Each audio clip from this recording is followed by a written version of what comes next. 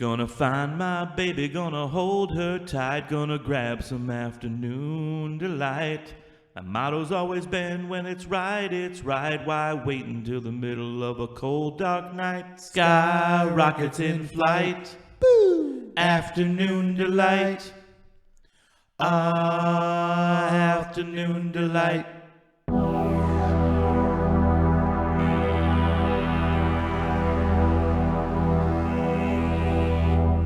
Bad feeling about this. Wax on, wax off. No, I am the father.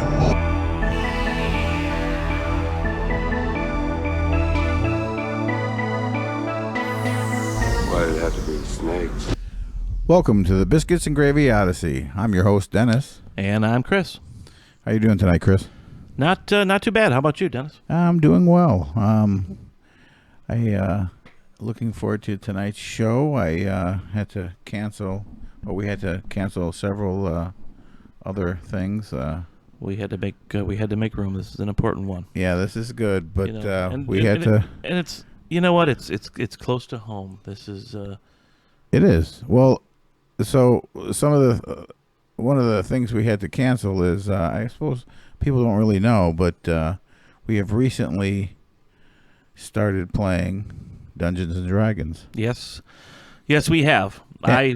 I'm a newbie. Yeah. Okay. So back in the day, in the 80s, when I was a wee child, I played Dungeons and Dragons, and well, I guess since we've known each other, I mean, you have definitely labeled me the geek. You know. Yeah, I still do. Yeah, you do. Mm-hmm. And that's what I love about it. So I convinced you and another guy I worked with that to try to play. I don't know, two other guys actually, yeah. And three total, and to play. And you know, you tried to get me to play for a long time. Right. I mean, right. But I mean, not that you were trying for the last 10 years, but I've known you for a long time, and you've always talked about Dungeons and Dragons, and I just wasn't very receptive. And then lately, and tell you the truth, it had nothing to do with Stranger Things or like the new that revival of stuff. But I just said, okay, well, I'll give it a shot, and so I'm really new at it. And okay, so but it's a lot of fun. You like it? Yeah, I like it a lot. And so listen to this, people. So you just heard him say that he likes it, a lot of fun, but he still calls me a nerd for playing it. Oh yeah, I'm not when I play it, but no. You are when you play it. Yeah, and that's what I love about you. So yeah. So and it's actually obviously a tie-in, because that's a big part of tonight's show, or part of the characters' makeup, Dungeons and Dragons. Right. So. All right, well, why don't we just get into it then? Yeah, sounds good.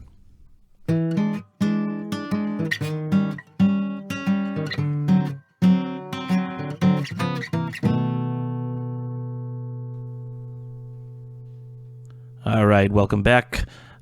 Before we start, make sure to follow us on our social media platforms.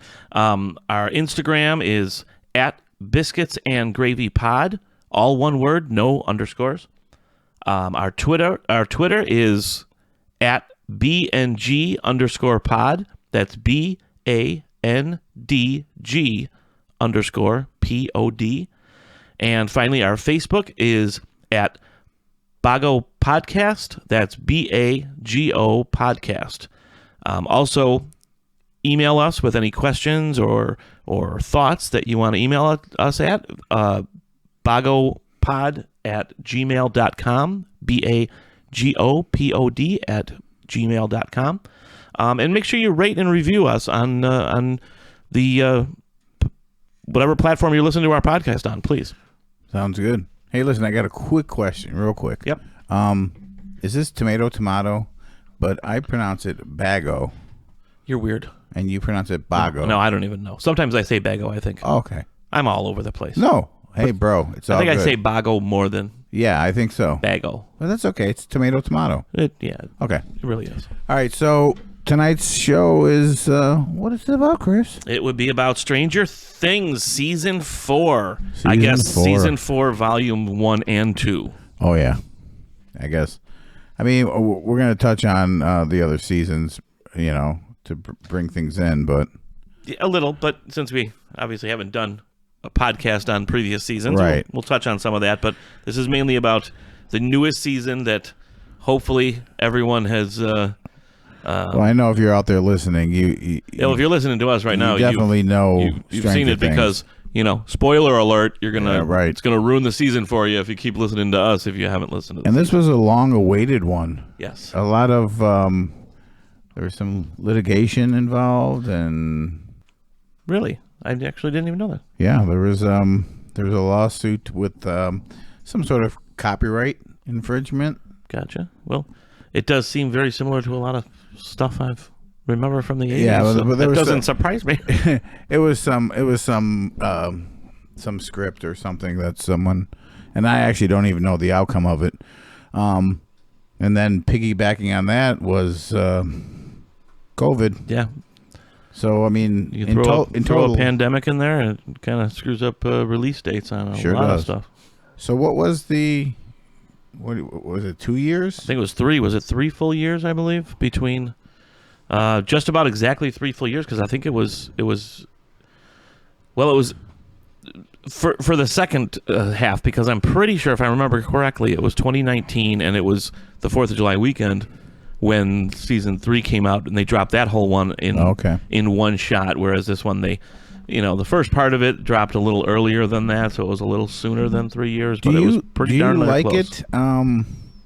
Do you like when they drop the whole season, or do you like how Disney does with like Star Wars and episodes, like old school? You're watching it once a week. You know what? I have strong feelings about the once a week thing. I kind of like that, having something to look forward to every week. But I will say, if something is really good and that episode is over, I just don't have the patience that I had years ago. But doesn't that builds anticipation? Think about Volume 1 of Season 4. Okay, you were waiting for those last 2 episodes to drop, and you were just like, "What's going to happen? This is amazing!" And because they were going to be extended times, I mean, think about the times on these episodes. These weren't 45 minute. What was that last episode? The last 2 episodes together was like watching 2 movies. Yeah.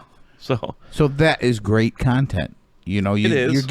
You're getting a movie in a series, and to me that's amazing. It is. But we also got to watch 7 episodes in one shot before that to lead us to. So you felt a little more fulfilled after a whole 7 episodes to be like, okay, now I got to wait a month for this next episode. What do you prefer, Lucas? I prefer everything just in one like straight shot, like just release the whole entire thing. Or if you are gonna do like a different release, a few episodes, kind of like what they did here with Volume 1 and Volume 2, because I just think when you have it spaced between every week, I don't know, I feel like you could over theorize about what's going to happen next, and maybe you feel a little bit let down if it's not exactly the way you wanted it to be. And again, this is coming from a different generation. We're used to, you've seen your show that you're watching on TV once a week, right? So, okay, well that's validation there. I get it. So, Chris, just starting off, what were your overall thoughts on the 4th season of Stranger Things? Overall, general thoughts of it. Overall, I loved the whole fourth season. Overall, there were times in the second volume that I don't want to say I was disappointed. Well, no, I shouldn't say that. The way it ended, but then again, I have to remind myself what I told myself before this season even came out, especially before the second volume. was that this was going to be an Empire Strikes Back season. This was going to be a not good ending season that we're going to have to now wait for season 5. So what were you disappointed a little bit? Just kind of the way it ended, the way they ended things with Max, and we'll get into more of it when we talk more. But the way they ended things with Max and stuff like that, I don't know. There was just things that I didn't, All right, for me, I wanted a little bit more closure, even though I knew it was going into another season. Oh, see, I wanted more of a, I wanted even more of a cliffhanger type. Well, I think the town pretty much split in half was a pretty good cliffhanger. Yeah, but it's not like, it also kind of mellowed out. Like, people were still living and things were going on.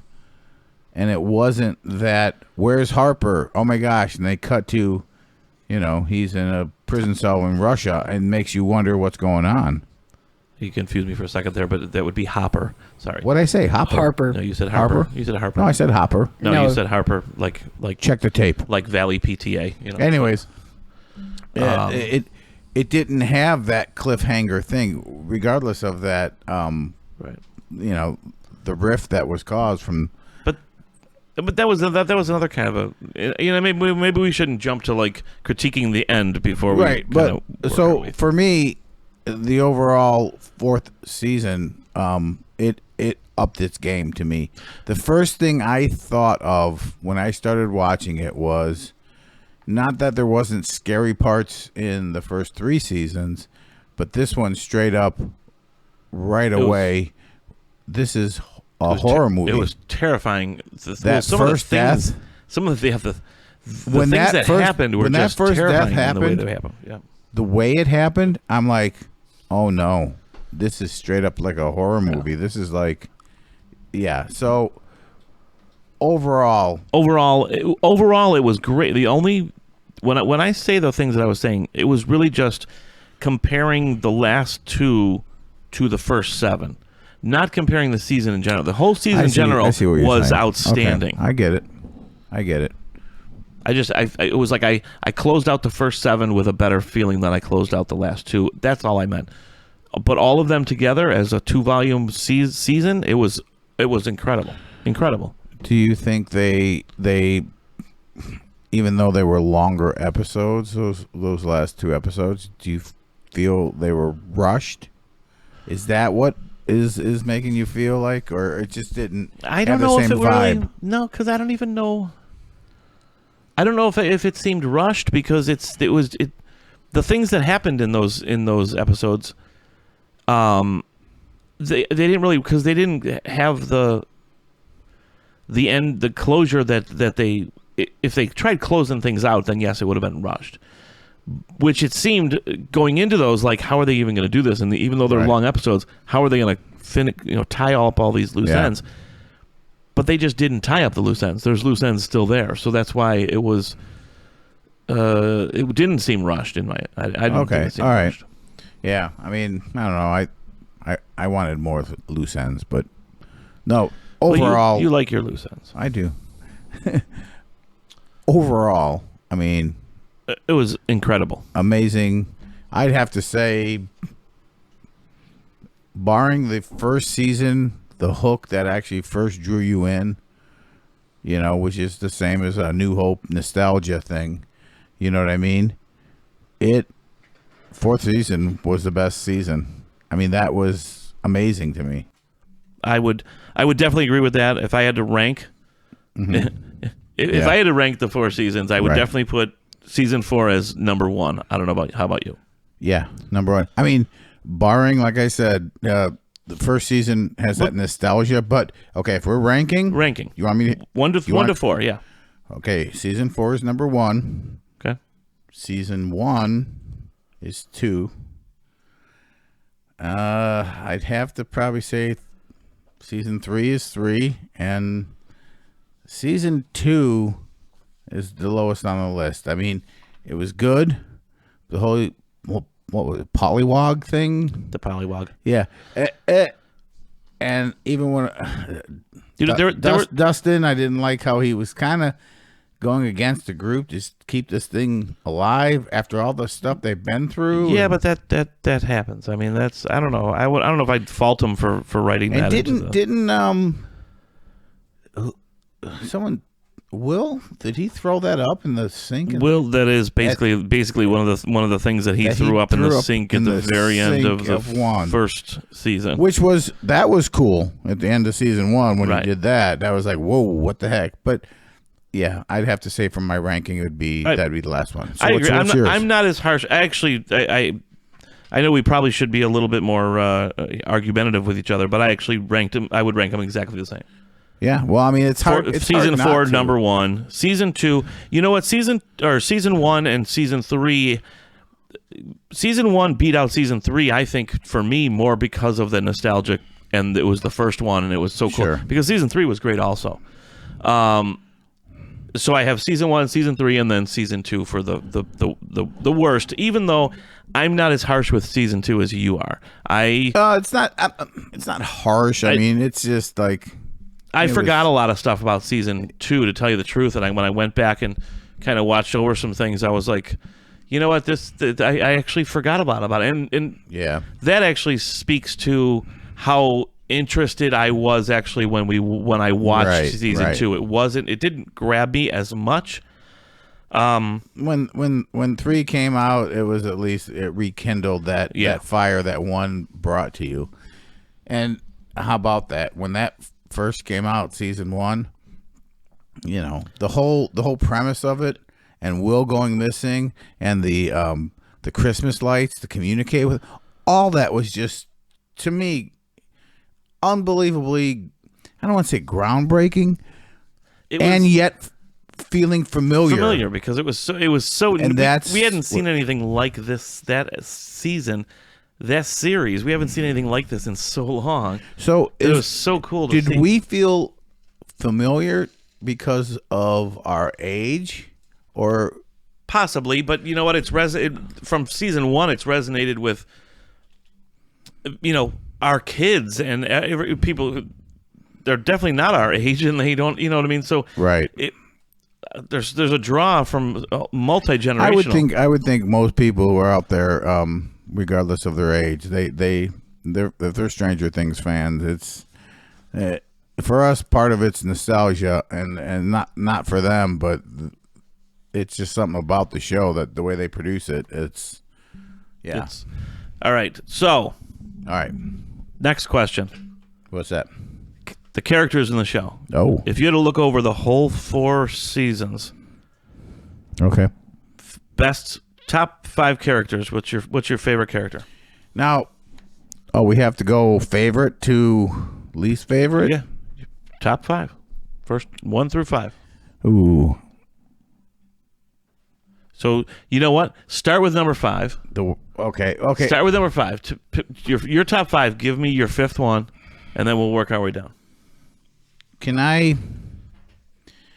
has to be all 4 seasons, right? Because actually the 4th season, it changed what I probably would have picked for my number 5. It has to be 4th. For all 4 seasons. All right, so can I tell you who my number 5 was going to be before 4th season, or no? No, we're looking at this whole thing. Okay. So just give me what your 5th one. I'm going to do one better. I'm going to give you a runner-up. I have to, because fifth is worst. I understand. What do you mean by runner-up? What does that mean? A 6th. A 6th? Okay, give me a 6th. Yuri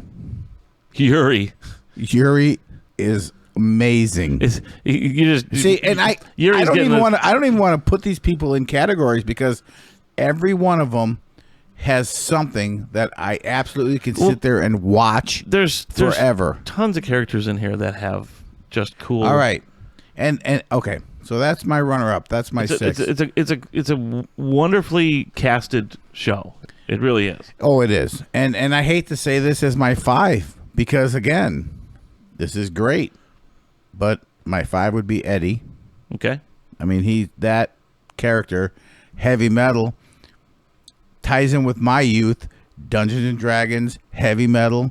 They showed an Iron Maiden tape, and then he played Metallica on the roof of the I knew trailer? I knew when you Oh, saw my God. when you saw him, because I watched it before you did. Yeah. I knew as soon as I saw him up on that trailer, I'm like, oh my God, Dennis is gonna love this. He is gonna go. And crazy. I actually think they did a good job in making him look like he was actually playing Right. it. You know? Yeah, no, it was very realistic. It Oh, wasn't 'cause he Partridge. was. It wasn't Partridge Family. Just he was. He played the whole entire main riff except the solo. From what I heard, Metallica riff. Thank you. I know Metallica. Okay, You said Maiden said riff. Maiden. I said the main. Oh, man. okay. I thought you said Okay. Maiden too. Oh, You don't I was need- gonna, you like, don't need to- school you. You don't need to Yeah. school me. Okay. You don't need to school me. I know them both. Go. But he played No both kidding. of them. The only thing Well, that then he that's didn't why it looked play, real. the only thing he didn't play was the solo. But they didn't show him playing the solo, Well, no, they did. did they? The close up on the hands. That was actually the bass player from Metallica. His son played the solo for the actual video. Are you kidding me? But the actual main riff and stuff was all Eddie. Oh wow. Nice. Okay, cool. All right, so that's my number 5. And number 4 would be Murray. And he didn't really start taking hold till like season 3, I think. Really. Yeah, he showed up in season 2, but he was a small, kind of a small. And then season 3 is but when he even really season kind of 2, was he was that quirky character right, but not held up in the little. He was around a lot more in season 3, and you grew to like him. And season 4. And season 4, Absolutely love, and I loved his dynamic with Yuri and all that. That was just, I mean, I could seriously watch a show on just Murray and Yuri. That'd be a good show. Yeah, Murray and Yuri. So okay, number 2 for me. No, that was 4. So you're on to 3. Three. Sorry, excuse me. All right. 3 would be Steve. 3 would be Steve, huh? Hey, good-looking guy in a sailor outfit selling ice cream. Come on, Steve. You dropped Steve. You know, Why? Good sailor like that. You dropped his rank down to 3rd, huh? yeah, You just made a colonel a private. I did. But I mean, he's, as far as character development from first season to this last season, oh my God, the pendulum swung on that one. I mean, right? I mean, Yeah. all right. So, All right. What do you got for 2? so 2 is Dustin. Dustin. I Okay. got a warm spot in my heart for that boy, and he's just so cool. Dustin's a great character. He's a great I character. I like Dustin a lot. Nothing needs to be said about him. And number 1, just like you want to be Indiana Jones, I'm going to be Hopper. Hopper is cool. I mean, Hopper's the man. and he has some character development too, because in the beginning, Oh yeah. he was that drunk that had no. You know what? A lot of purpose, interesting, you know, a lot and- of interesting character points with Hopper because, he's like this, he's, what's her face? Who? Oh, Winona Ryder. Yeah. Joyce. My gosh, why can't I think of the names? There's a lot of names to remember. Joyce. Joyce is like having to tell him how to talk to Yeah. 11 and Mike in the previous season. It's just like he's like this kind of oafy guy. You know what I mean? Like he doesn't. No, I'm a big fan of Joyce. Winona, I mean, she caught my eye from Beetlejuice. I loved her from then, but as far as characters, She's okay. She's okay. There's not she does a good job. There but really isn't a bad character No. or actor in the show. Some are just better than others, and her character isn't one of my favorites. No, but it's still good. But it's still, yeah. So what are your 5? You know what? Before we get to my 5, Okay. why don't we cut to a commercial break real quick, and then we'll come back to those. Ooh, a cliffhanger. I like it. There you go.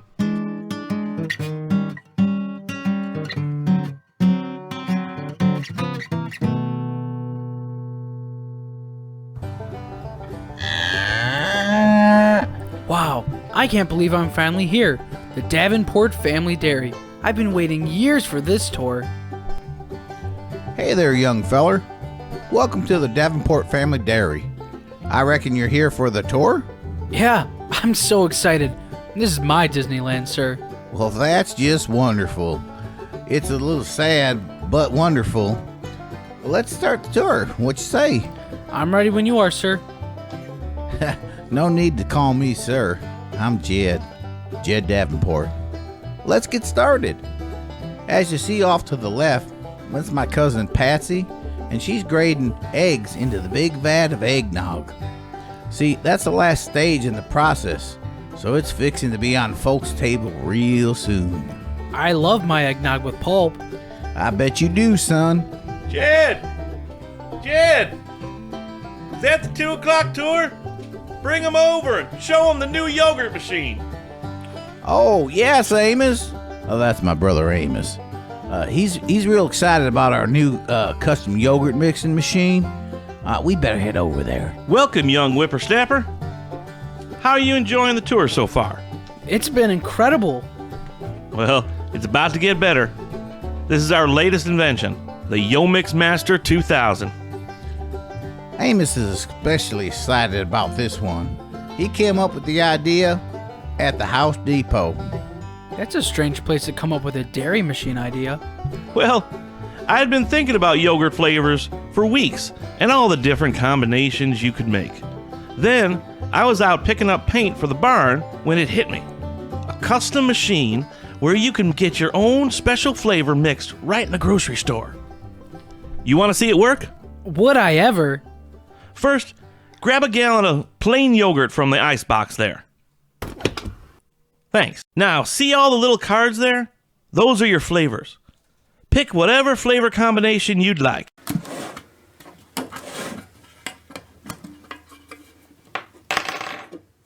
How about I try banana, chocolate, raspberry?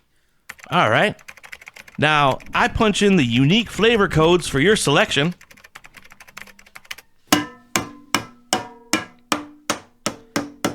Now, I'll put it in the agitator here.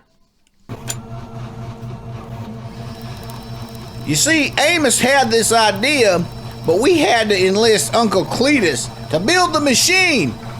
He's our on-site engineer.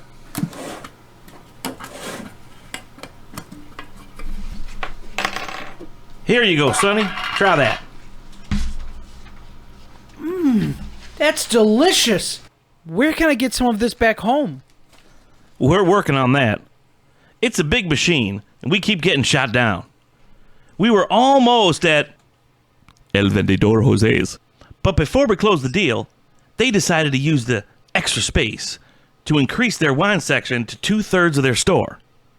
I don't understand it, but I guess some people like wine more than yogurt.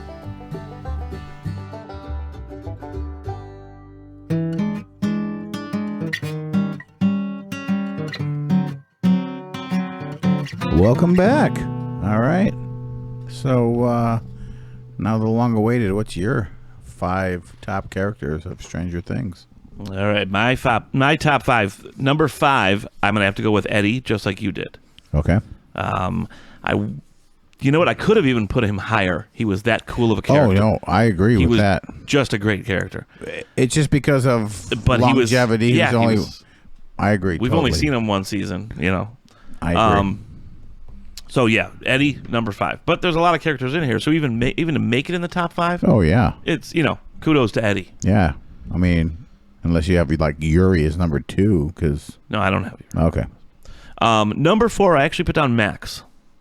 Oh, yeah, she's a good character. You know what? She really is. This is Max's 3rd season. I like Max. I just like her character. The actress does a great job of playing this. The struggles that Max has with her family. Oh, yeah. With Billy in the last season. And then this season with the struggles that she had with after what happened with Billy and everything. She's a great character. Realistic, you know what I mean? Very, very real. All right. So let me hear your number 3 then. Number 3, I have Hopper. 3? Yeah, 3. Well, as cool of a character as Hopper is, in my opinion, he's not as much the lead, or you know what I mean. I want Yeah. If I'm putting a number one, it's going to be someone with a little more stake in the game than Hopper does. I mean, I guess he's my Indiana Jones. You know what I'm saying? I see that. Yeah. I totally see that. But, okay. But for me, I left him at 3. Now I'm curious to see where you're 2 and 1. So what's your 2? Number 2, I got Dustin. Okay. Which I think you had Dustin for number 2 also. Yeah. Of that age kids. Yeah. Dustin's just my favorite out of all of them. Mm-hmm. He's the funniest. He's just, he's just got the most kind of cool stuff about him. He's got some charisma, that kid. Yep. All right, so let's hear it. The number 1, what you got? And number 1, I put the great Steve Harrington. Oh yeah, because Steve is he started out as just a major douchebag in the first season, and then made us love him after that. Oh yeah, totally. Turned around completely. Yeah, and that's why it's hard for me to put him at number 3 because I agree with you on that, but it's so hard for me to choose. No, I got you. It was hard for me to put Hopper down too, but yeah, I get you. But Steve was just. I mean, and there was so much stuff floating around. Before this season came out, was Steve gonna die? Is Steve gonna die? A lot of that stuff. But that just shows how much people out there love Steve, and because there was so much concern that they were going to kill Steve off. Yeah. Yeah. Dennis, our PR guy, and your son. Do you know him? You might know him. We had a bet before Volume 2 came out. Yeah. I thought for sure Steve was gonna die. I was like, "Oh, he's so dead." And Dennis was like, "No, Steve's not dying." Is it because he was wearing a sailor outfit? No. The whole show? No. So me and Dennis were like, "All right, if Steve dies, I'll give you $10." And Dennis was like, "All right." And if Steve doesn't die, you got to give me $10. And I thought for right at the beginning when he was talking about having kids and stuff, I was like, "Oh, this guy's dead. Well, it didn't this guy's seem dead." It didn't seem like it was boding well for farewell for him. Steve. Nope. But I ended up having to cough it up. And did you make good on your bet? Oh, I made good on my bet. The funny thing is he ahead of time he told me that he thought everyone was gonna die, and well, a la Game of Thrones. So clearly he just likes to gamble. All right, here's something I'm just thinking of right now. Here, it's very interesting. What the entire show is basically structured around. 11 is not in any of our top 5. Right. And as much as she is obviously pivotal, without her in the show, there's no show. There's no show. But nobody opens a gate. And she does great things. I mean, as an actress, wonderful stuff. But it's not what she's. What is she? The catalyst? I mean, she's the catalyst of it, right? For me, it's just not something that I, gravitate towards. I don't. Yeah. She's not a character that I go, okay, well, she really resonates with me or anything. Yeah. It doesn't. I agree with you. Great on character, that one. but trust me, I'd like to disagree with you, but I'd have to agree with you on that one. All right, well, that's our top 5 each. Hey, I wanted to bring up one little point. Eddie was the leader of the Dungeons and Dragons group. Yep. And they named that group the Hellfire Club. Yes. Which they all had the shirts and everything. Which I was thinking we should get a name of our group. I know we should. Wouldn't that be awesome? You know what? I'm going to leave that up to you to pick. All right. Go ahead. I will do that. Okay. Go back to your story. All right. So I was just curious. Did you know what the Hellfire Club is? No, I did not. All right. So Benjamin Franklin, right? I've heard of him. He flew a kite and all that. Yeah. Yeah. Well, he didn't found this club, but in the 1700s in England, it started. Then why'd you bring him up? Because he, on his journeys and trips to Europe and all that, while he was in England, he became part of the Hellfire Club. It was a club of high society, intellectual, rich men that that would gather together for fun and I guess debauchery.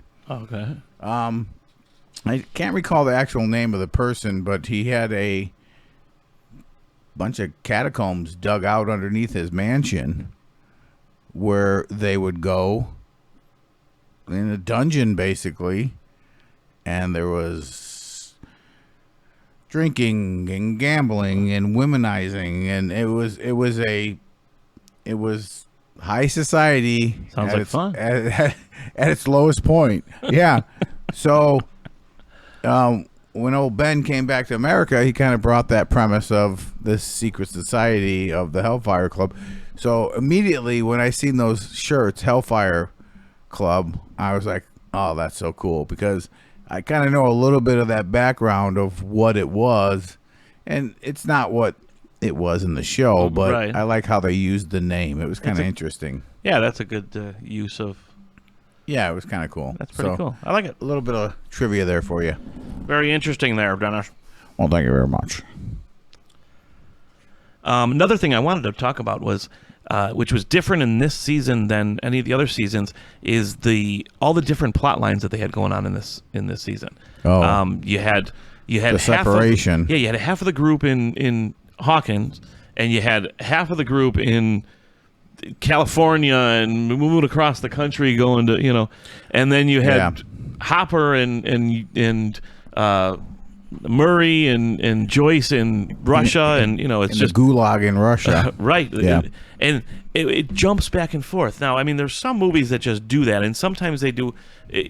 I'm kind of half and half on when they do that, because it's tough to sometimes follow back and forth. They're not tough to follow, but it's just, I don't want to say annoying, but it's like, all right, run jumping back and forth. I think they did a pretty good job of it, but it was like a constant, especially in some of the early episodes. It was like you were here, then you jumped here, then you jumped here, then you jumped here, and you're just like, see, earlier in the season, in earlier seasons, when everyone was kind of like on the same team all together doing the adventure, it did stray from that format. And initially, I thought, oh, do I like this? I'm not sure. But as it went on, I think it paid off. I think it did. And it wasn't too hard to follow, and it was interesting. It got interesting. In the beginning, when they were trying to get to Russia and all that, I'm thinking, what the hell? How's this going to... But they made it work. Right. It was interesting. It's all hinged on Yuri. Yep. Go back to Yuri. Yuri was the glue. He was.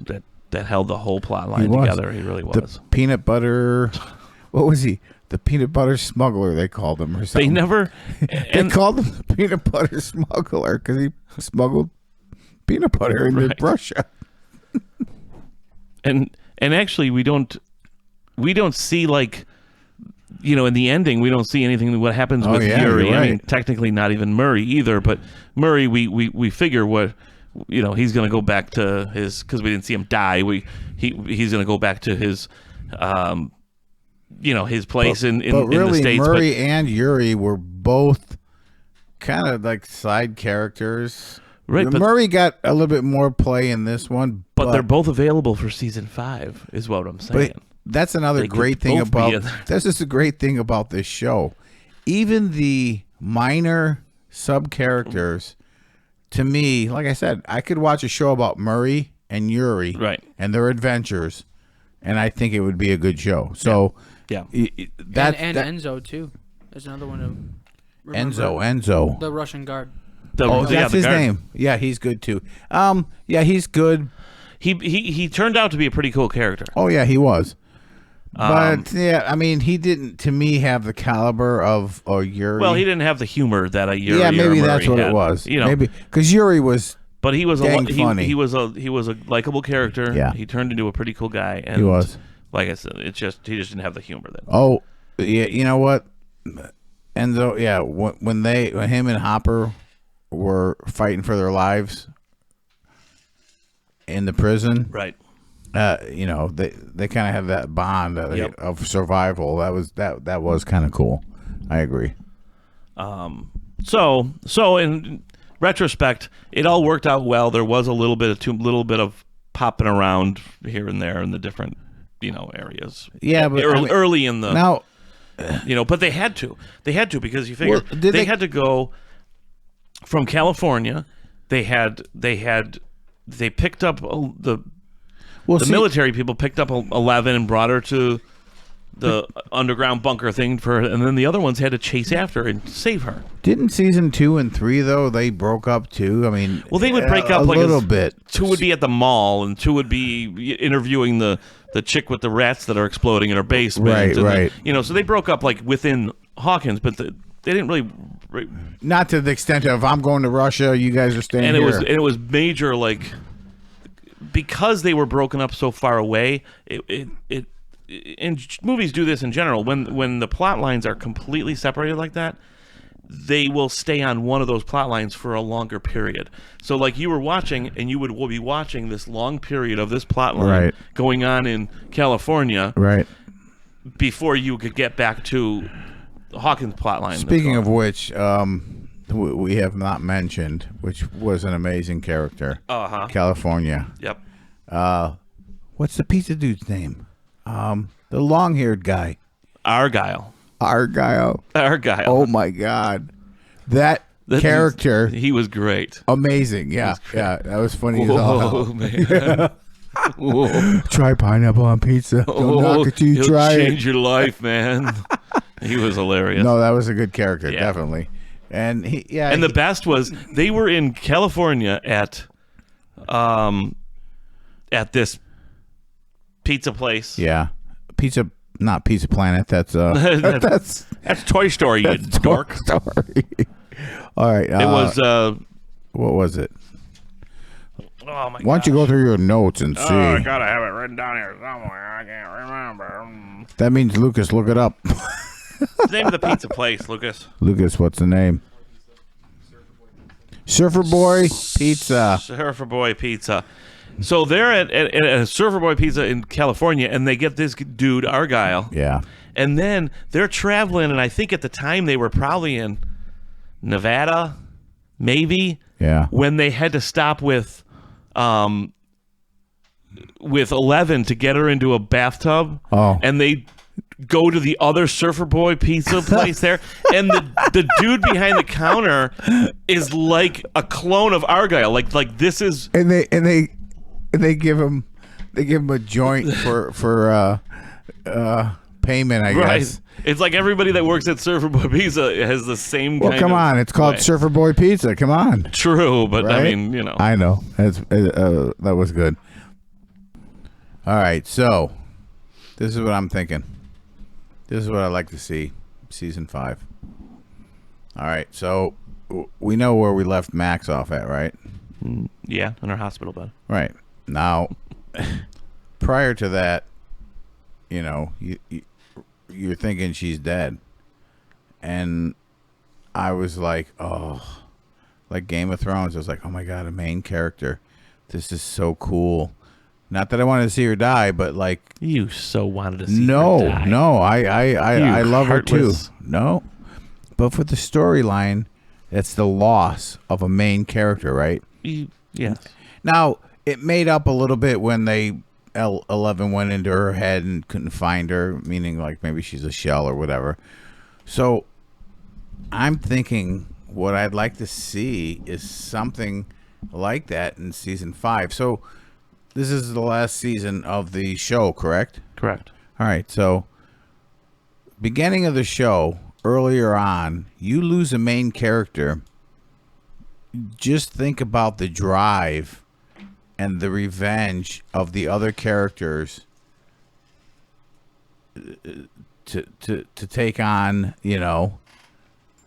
Vecna, Think about that. He kills some main character, and nice job with that too. What's that?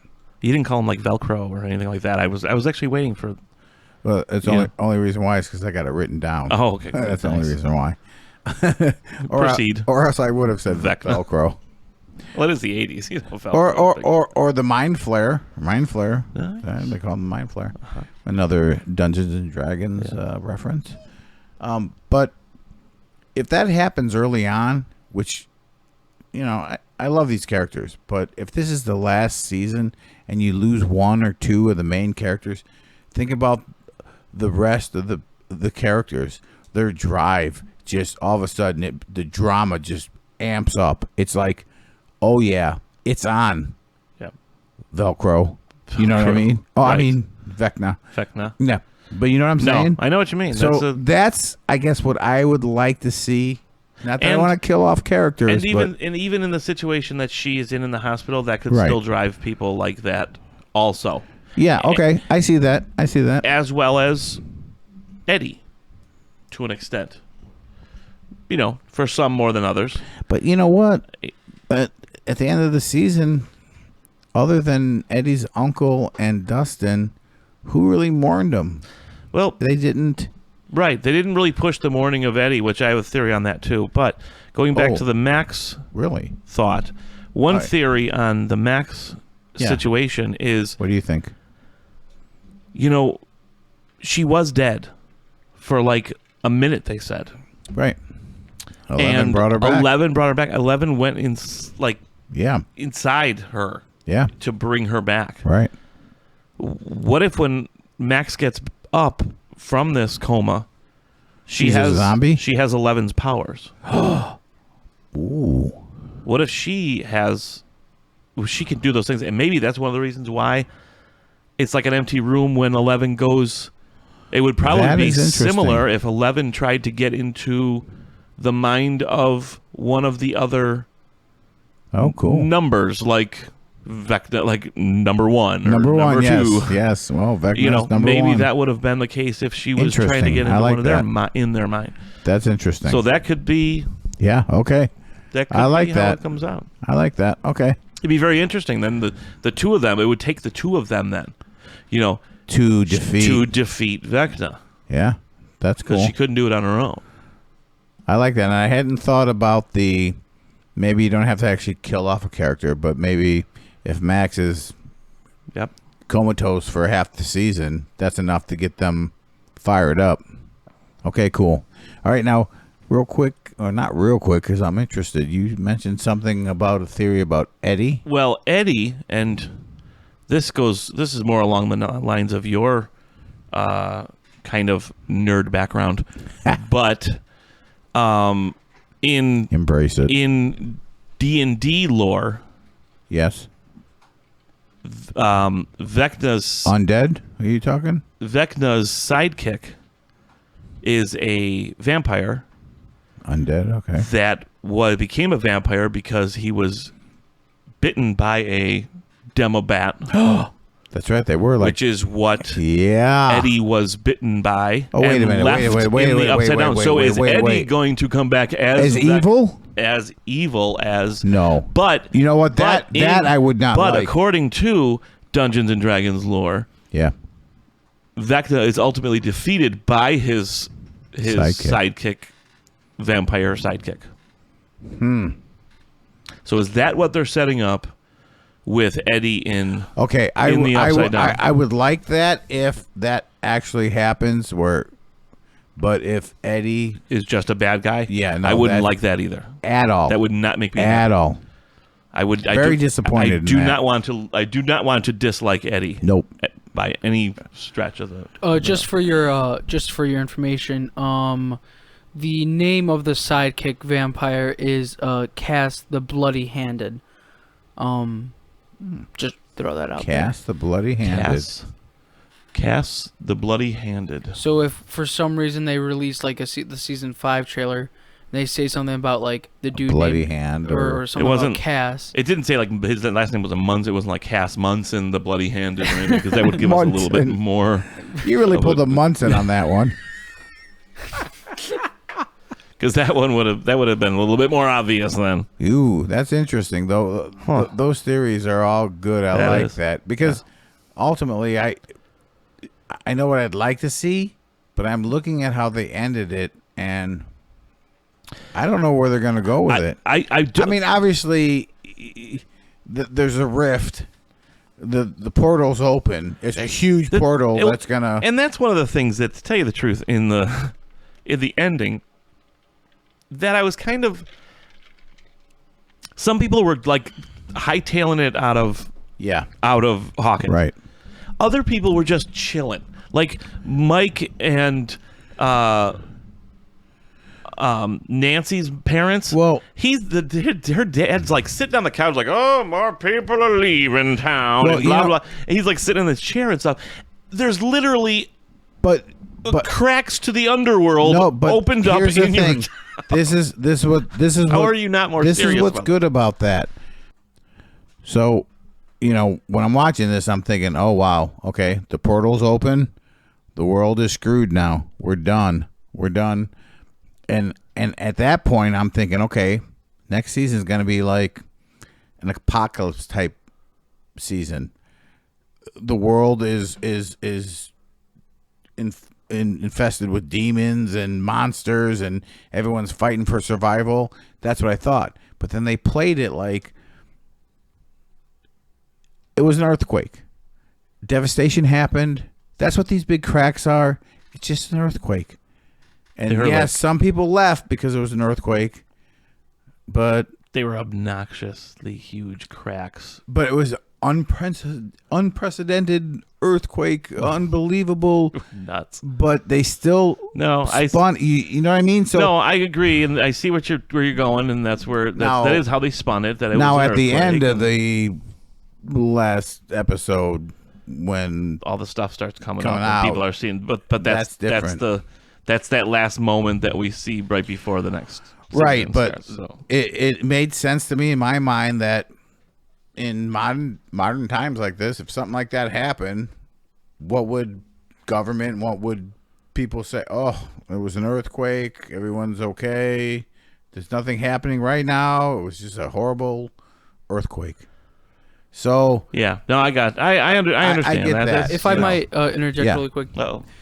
In season 5, it might start off with like it being like an apocalypse. Like after that, that's because I know that they are planning on having a few years of a time jump. Oh, really? To catch up to the actual ages of the actors. Oh God, so right. They might be like they filmed all this crap like probably 3 years ago, and these guys are all getting so it might be a lot like older. 5 years from now, like I was picturing when I it seen might be those, like totally that portal open. I was picturing next season to be like a Terminator kind of in the future when humanity hides. I kind of hope they don't go that far. Well, that's where I thought they were going to go with this. I mean, would that not be kind of like a climactic ending to this? Like, oh my God, the world is actually now everyone really knows what's going on. No, but they really have to come.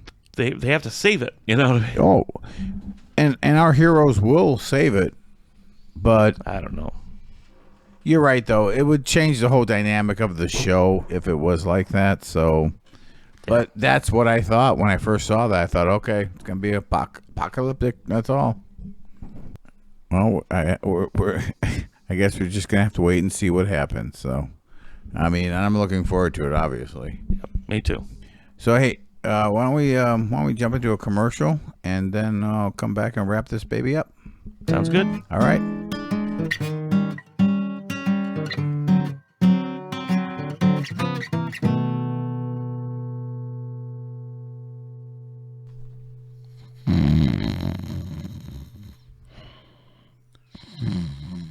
Hey, wake up, man.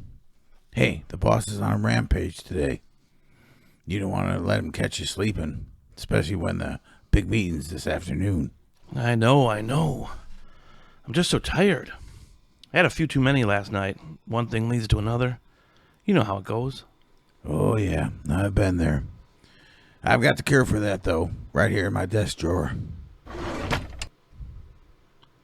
I don't want to take medicine. It makes me jumpy.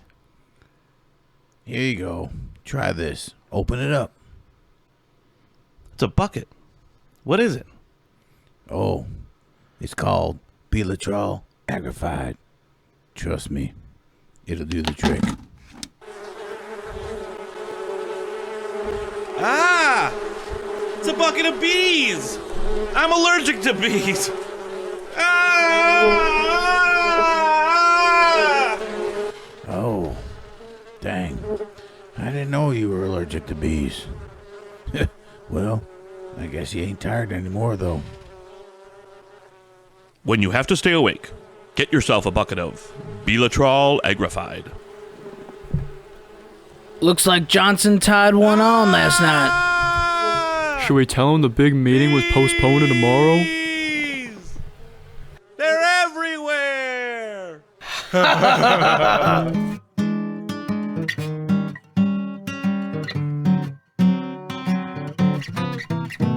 All right, welcome back. It's good to be back. It is. It is.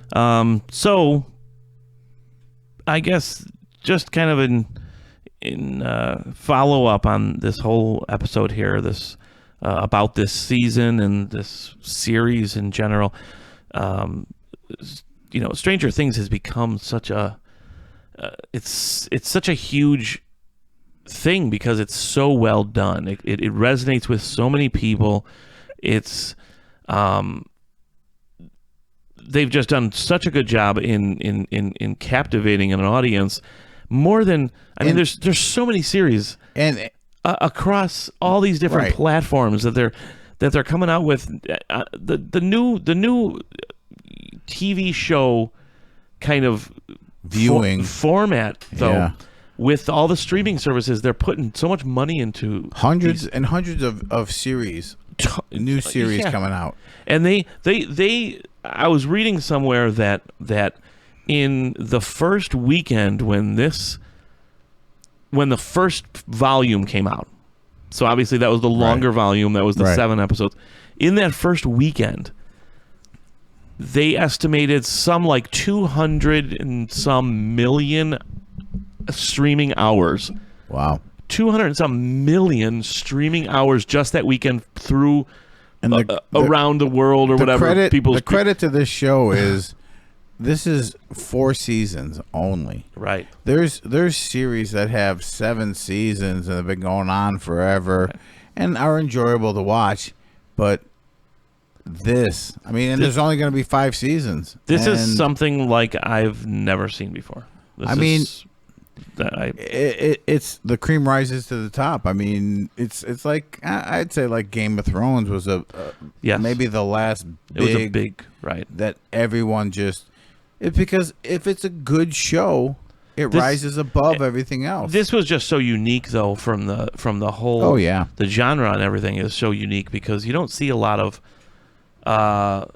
We've seen a little more in recent years with the American Horror Story and everything like that. Right. But you don't see that many series that are like more horror movie based. And even this is a drama or sitcom. This is a dated series. Mm-hmm. It's in the 80s and it's still grabbing the attention of the younger audience. That's a testimony to and it's become an institution. The show itself is.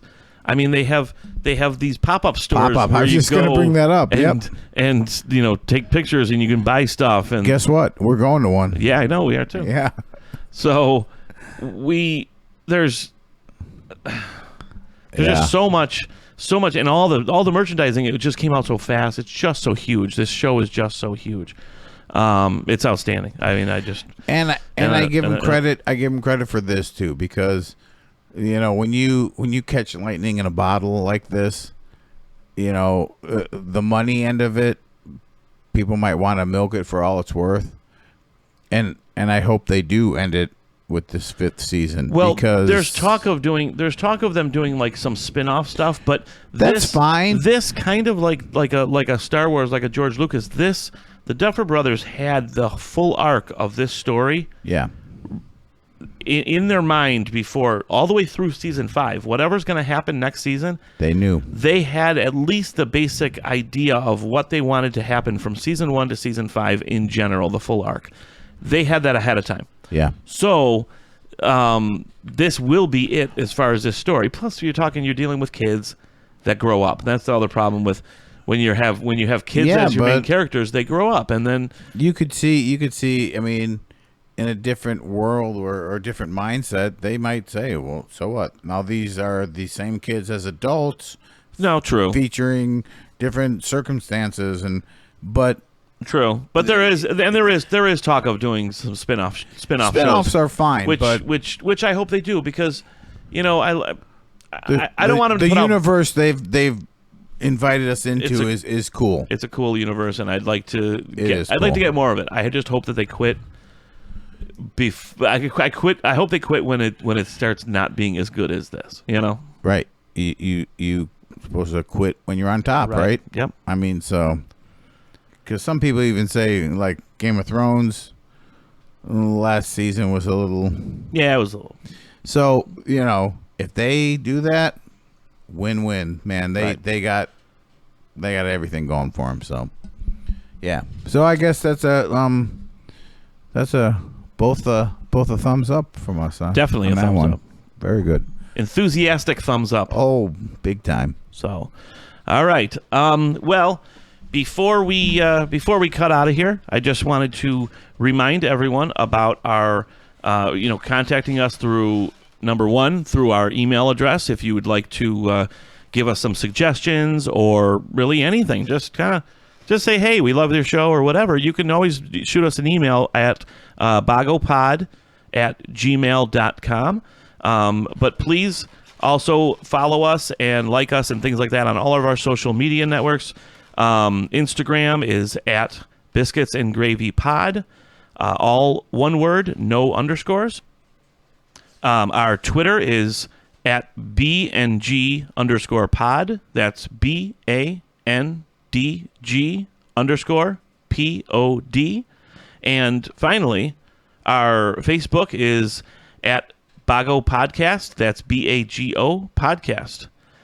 Please also like and rate us on whatever you're listening to us on right now on this, for this episode. I'd like to thank you all for listening and stay gold. Bye-bye.